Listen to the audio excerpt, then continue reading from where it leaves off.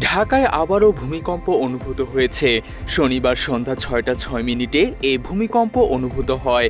আবহাওয়া অধিদপ্তর জানিয়েছে, ভূমিকম্পের উৎপত্তিস্থল ছিল ঢাকার বাড্ডায়। রিখটার স্কেলে এর মাত্রা ছিল ৪.৩। এর গভীরতা ছিল মাটি থেকে ১০ কিলোমিটার ভেতরে।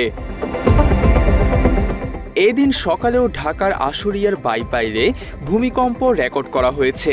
রিখটার স্কেলে এর মাত্রা ছিল ৩.৩। নরসিংদীর মাধবদীতে শক্তিশালী ভূমিকম্পের পর ২৪ ঘন্টা না পেরোতেই এই কম্পন রেকর্ড করা হয়েছে বলে জানিয়েছে আবহাওয়া অধিদপ্তর। এদিন সকালেও 10টা ৩৬ মিনিটে নরসিংদীর পলাশে মৃদু ভূমিকম্প অনুভূত হয়েছে। শুক্রবারের ভূমিকম্প এবং শনিবারের হওয়া কম্পনকে আফটার শক বলে মন্তব্য করেছে কর্তৃপক্ষ। এটা আফটার শক, অবশ্যই এটা আফটার শক। ইয়েস, এটা আফটার শক। ইয়েস, যে ভূমিকম্পটা আজকে হয়েছে, এটা উৎপত্তিস্থলও কিন্তু গতকাল যেখানে হয়েছিল তার খানিকটা কাছে, কিন্তু আসলে আফটার শক একটা বা দুইটা হবে, বিষয়টা এরকম নয়। ভূমিকম্পের ঝুঁকি বিবেচনায় গোটা বাংলাদেশকে মোট ৩টি জোনে ভাগ করা হয়েছে। এর মধ্যে উত্তর ও দক্ষিণ পূর্বাঞ্চলের কয়েকটি এলাকা জোন ১-এর আওতাভুক্ত সর্বোচ্চ ঝুঁকিপ্রবণ এলাকা হিসেবে চিহ্নিত। সাধারণত ফল্ট লাইন বা প্লেট বাউন্ডারির আশেপাশের এলাকা ভূমিকম্পের ক্ষেত্রে উচ্চ ঝুঁকিপূর্ণ।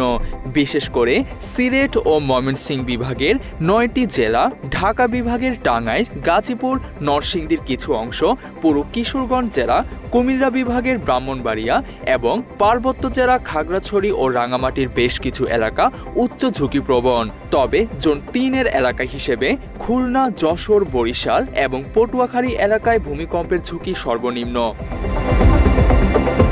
পরিসংখ্যানে দেখা গেছে ১৯৭৬ থেকে ২০১৫ সাল পর্যন্ত দেশে অন্তত ৫ দফা বেশ জোরালো ভূকম্পন অনুভূত হয়েছে।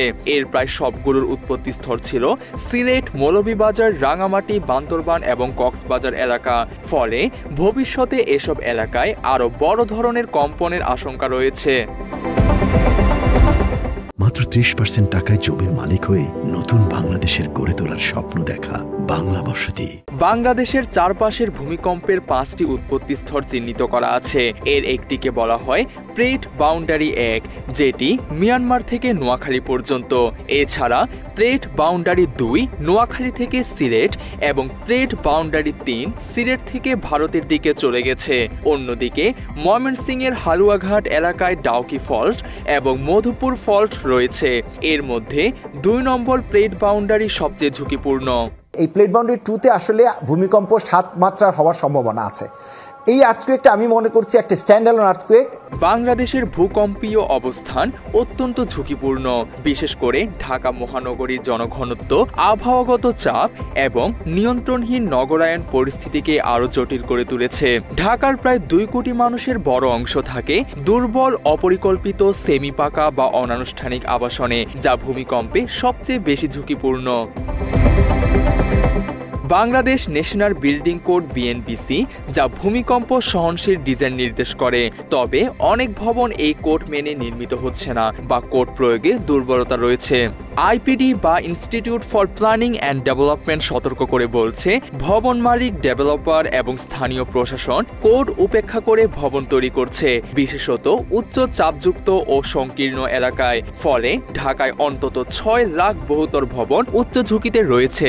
ঢাকাতে অহরহ প্রচণ্ড অনেক বিল্ডিং তৈরি হচ্ছে, যেখানে বিল্ডিং কোড না মেনেও অনেক বিল্ডিং করা হচ্ছে। আবার বিল্ডিং কোড অনুযায়ী যদি ডিজাইনও করা হয়, সেটাকে এক্সিকিউশনে, অর্থাৎ যখন বিল্ডিং কনস্ট্রাকশন করছে সেখানে অনেক কিছু যেটা ডিজাইন আছে সেগুলো বাদ দিয়ে দেওয়া হচ্ছে, যেটা আমি মনে করছি যেটা কারণে আমাদের বিল্ডিংয়ের ক্ষয়ক্ষতির পরিমাণ অনেক বাড়তে পারে।